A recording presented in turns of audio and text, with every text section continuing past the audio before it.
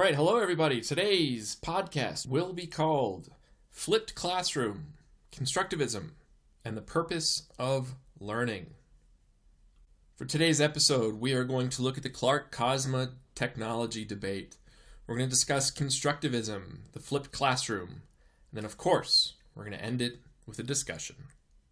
Thanks for joining everybody. Let's get started.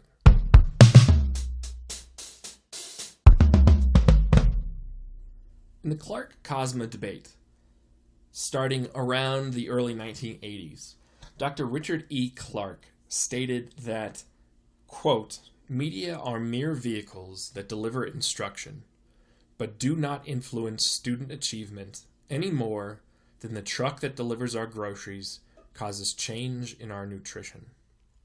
And what Clarke is saying here is that no matter where the content comes from, whether it's an iPad, whether it's a book, whether it's a video, it's still just a medium that is delivering content.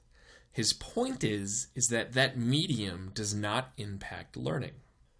What he says does impact learning are instructional methods. And how he defines that is, quote, "any way to shape information that activates, supplants, or compensates for the mental processes required for achievement and motivation." And Kosma ultimately agrees with him, except he says that maybe one day mediums for learning will also provide instructional method for learners. And Kosma ultimately agrees with Clarke. However, he says that maybe one day mediums for learning will also provide instructional method for learners. Now, it's important to know he said this back in 1994.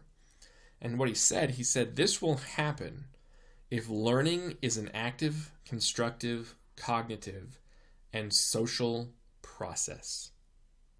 What's important to note here is that Clarke is essentially focusing on quantitative outcomes of learning, and Kosma is focused on the qualitative processes of learning. And this conversation is relevant for two reasons. The first, now that we have digital technologies like YouTube, students don't necessarily need a teacher to activate the process of learning. And technically speaking, they never did. However, if technology eventually is able to provide instructional method that outperforms human teachers, then, as Kosma put it, we might put us on the sideline of our own game. And the second reason this is a relevant topic is because the Clarke and Kosma are essentially discussing how and why we learn, or really what we value about learning. If we value quantitative outcomes, then the nature of learning follows objectivist epistemologies where there is a truth to be discovered.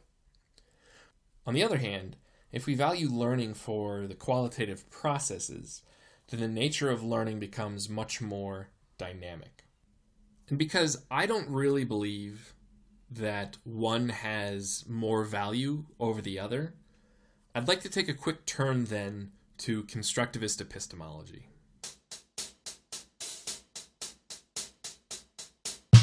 Constructivists believe that people arbitrarily assign values, rules, and meaning to any and every concept. So let's look at the concept of money. There is no intrinsic value for the material and ink used to create it. Money has value only because of the collective meaning we give it. In other words, if we stop valuing money, then money will have no value. In a constructivist learning environment, knowledge is equated to a social value and social construct, just like money. To put it another way, constructivists don't believe that there's a truth to be found. Similarly, constructivists don't believe that truth is a subjective concept. Like the term suggests, constructivists believe that we construct knowledge socially. The origins of constructivism derived out of the cognitive and developmental notions suggested by Jean Piaget, John Dewey, Jerome Bruner, and Lev Vygotsky. In social constructivism, it is the presence of cognitive tools, including their type and quantity, that lead to development. These tools are those physical as well as mental constructs for looking at and solving problems. As Danvers says, quote, "Under the social constructivist construct, the use of technology in a classroom setting would be very appropriate. By creating a contextual basis for learning, the teacher is helping direct development." Some educators view constructivism as an educational fad, synonymous with child-centeredness, inquiry learning, discovery learning, or some other similar idea. Some say that constructivism is just a form of promoting common sense thinking that relies on intuition and past experience to develop theories about the world that help make sense of their current experiences. In other words, advanced learners will get more out of a lesson than inexperienced learners. And ultimately, this is a problem because by suggesting that all knowledge is constructed by humans, then each one of us would create a universe in our head.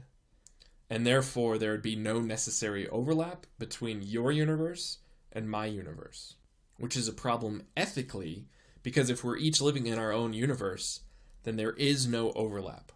And then there is no discussion that can be had as to what is right and what is wrong. In my opinion, because constructivism is not a panacea, and because it has its own limitations, I think that constructivist epistemology is best used as a learning tool, specifically in the flipped classroom.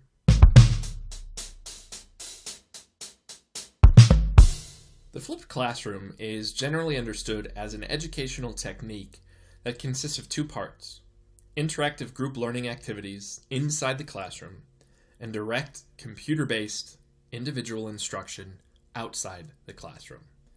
In other words, a teacher will post lecture-based content online, and then class time is used for practice and applications of the skills and concept presented in the online resource. In other words, instead of using homework as a time to practice and apply the skills and concepts learned in class, the homework is done as classwork, and the classwork typically reserved for lecturing is done at home. Hence, the flipped classroom. It was a practice started in Colorado by Jonathan Bergman and Aaron Sams, and their purpose for starting it was to save students time in order for them to participate in extracurricular activities. And with the advent of YouTube, Salman Khan created a online learning academy called the Khan Academy. On it, he would post mathematical lectures that covered content typically confusing to students. As more and more students used the resource, more and more teachers began to use it as well. For a TEDx talk in 2013, Jen Williams, a high school social studies teacher, gave her account as to how the flipped classroom helped her teaching. She was ultimately concerned that she couldn't connect her storytelling to her lessons. As it turned out, flipping the classroom actually made her students more attentive and thus a better audience to tell stories to. The only problem she ran into is that her low-achieving students tended to want a traditional classroom because they wanted to be able to answer direct questions that could be found in a book or online. A flipped classroom, however, is much more of an exploratory experience, aligned very closely to the constructivist epistemology. The bonus, however, is that all the content that is discussed and gone over in class is also available online for parents to help their children as well.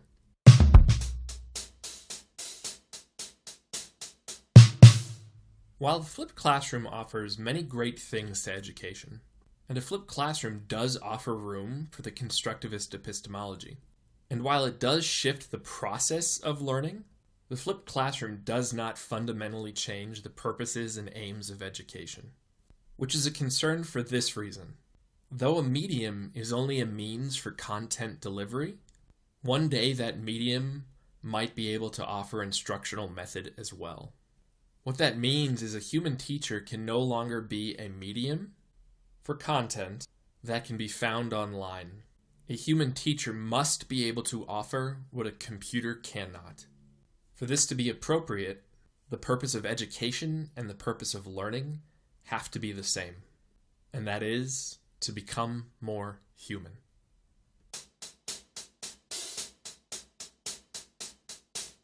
All information today presented in today's podcast can be found in the essay entitled Flipped Classrooms, Constructivism, and the Purpose of Learning by Ryan Katz, written for the University of Northern Colorado. Thank you so much, and have a great day.